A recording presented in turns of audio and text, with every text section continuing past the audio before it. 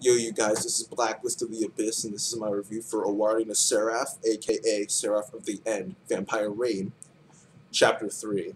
Now, like I said in my World Trigger review, I had assignments I had to do yesterday, so I wasn't able to get the review out.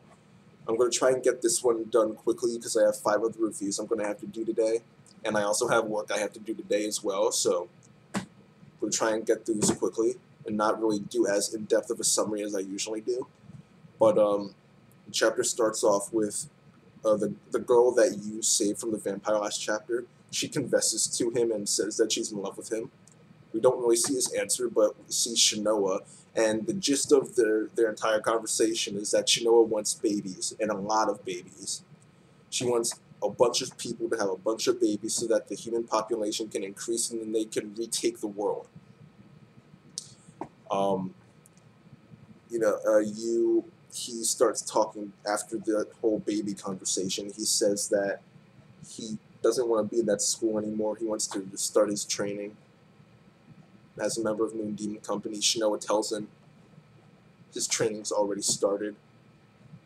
He doesn't really know what that means, but Shinoa ends up taking out her cursed gear, which is the scythe. And it's, I guess, the weapon that the demon she contracted with possesses. And Yu tries to take her on and gets dominated. And he's saying, wow, with weapons this powerful, we should be able to kill vampires easily. And Shinoa tells him, no, they have weapons of their own. Just one person isn't going to be able to kill a vampire. Us humans, we actually need to work together to kill them. That's why Gurren keeps trying to hammer teamwork into you, but for some reason you just won't get it. But after this conversation that they have, Yoichi shows up, Yamanaka shows up, and a couple of the other bullies show up. And the gist of what happens here is that their friend Fuji went into this forbidden chamber. And Shinoa tells them that their friend was probably arrested for going into the forbidden chamber, but in reality that's a lie.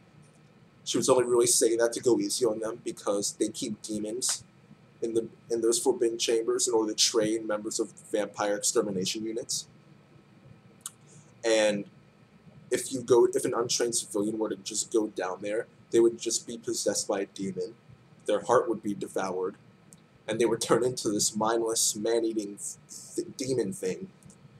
So that's what's happened to Fuji at this point. And rather than telling them that, they just told Yamanaka that he'd been arrested, and that they should just give up trying to save him. So I'm kind of going easy on them there. They end up, Yu and Yoichi and Shinoa, they end up going down the forbidden chamber to go get Fuji. And we learn more about what Shinoa meant when she said that Yu's training had already started. She says that the school was just a giant human experiment because the aura that the demons release, usually humans would be affected by that. But if there are humans there that aren't affected by it, it shows that they have potential, and then they end up getting recruited into vampire extermination unit. And since she says that his heart isn't prepared to take on a demon yet, so I guess trying to resist this aura is part of his training. But they end up going inside the room where Fuji is. They see him, he has his axe, and Yu is an idiot, so he just heads straight for him. Shinoa tries to stop him, he doesn't listen. He tries to grab the axe because it's not contracted to anyone, and he thinks he's all that.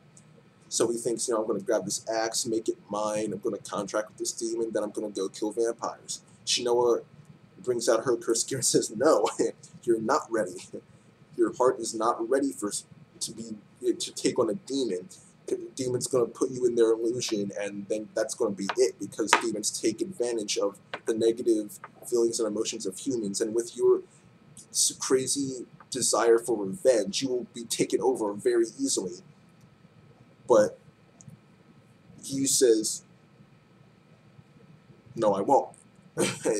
He doesn't listen to common sense. He says, no, I won't. He goes and grabs the axe anyway, and he's put in this illusion. And pretty much it's just Mika and all the kids from the orphanage, and the demon's trying to just talk no jutsu him pretty much, and he doesn't fall for it. He says, the Mika that I know wouldn't want me to take revenge or anything like that. You're not the real Mika. And he ends up coming back from the illusion and breaking free on his own with his willpower. And Shino is surprised by this. I, however, am annoyed by it. I actually didn't like this at all. He's stupid. Like he's so reckless that it's unbelievable. Like if he one day he's gonna get killed by a vampire eventually. Like actually, he's gonna get killed by a vampire. He's gonna turn out the same exact way the Ortho siblings did in Hunter x Hunter last week. Okay, he thinks he's all that, but he's not, and he's gonna pay for it sooner or later. And he needs to learn. He needs to actually grow mentally. He needs to learn that he's not invincible, that there are consequences to his actions, but the author won't let him learn that. Whenever he does something stupid and reckless, it ends up, just turning out well anyway. So he never learns. And Shinoa doesn't tell him, you got lucky. She just says, oh, maybe you are ready. After all, maybe you'll start your training to contract with a demon soon, and you'll join the rest of the Vampire Extermination Unit in their training classes.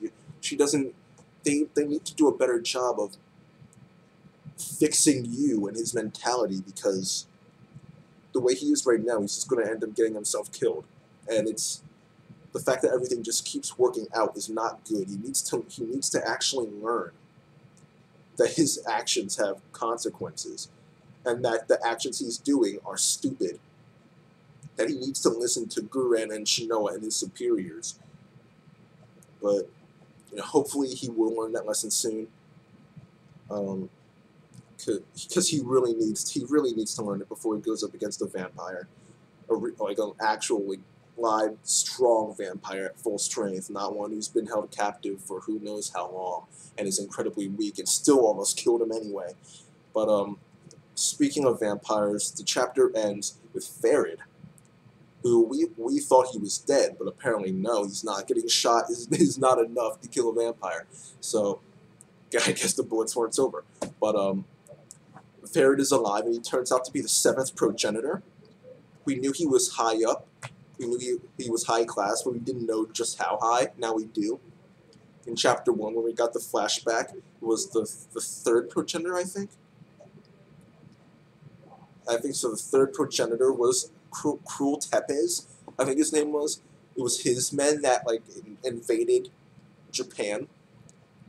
So we learned that Farid is kind of same class as that guy. So since he's the 7th, I'm assuming he's weaker. I'm assuming this is actually a ranking and not just who became a progenitor quicker, and But because if it's just that, then it's possible that he could still be the strongest one there. But it's surprising to know that Farid is alive. But the biggest surprise of all, obviously, is that Mika is alive. Not only is Mika alive, but he was turned into a vampire. And he thinks that the humans have captured you and did some crazy thing to him or something like that. So that is by far the biggest shocker of the chapter. Before that, I would have given the chapter 6 out of 10. The coolness of Shinoa's cursed gear was negated by stupidity, and the fact that he just won't learn. The author won't allow him to learn. But because of this ending, I'll give the chapter an 8 out of 10, because that's just how big of a twist it was. But that's it for this review of Seraph of the End. The chapter gets an 8 out of 10, and that's it. Rate, comment, subscribe, and I'll see you guys next time.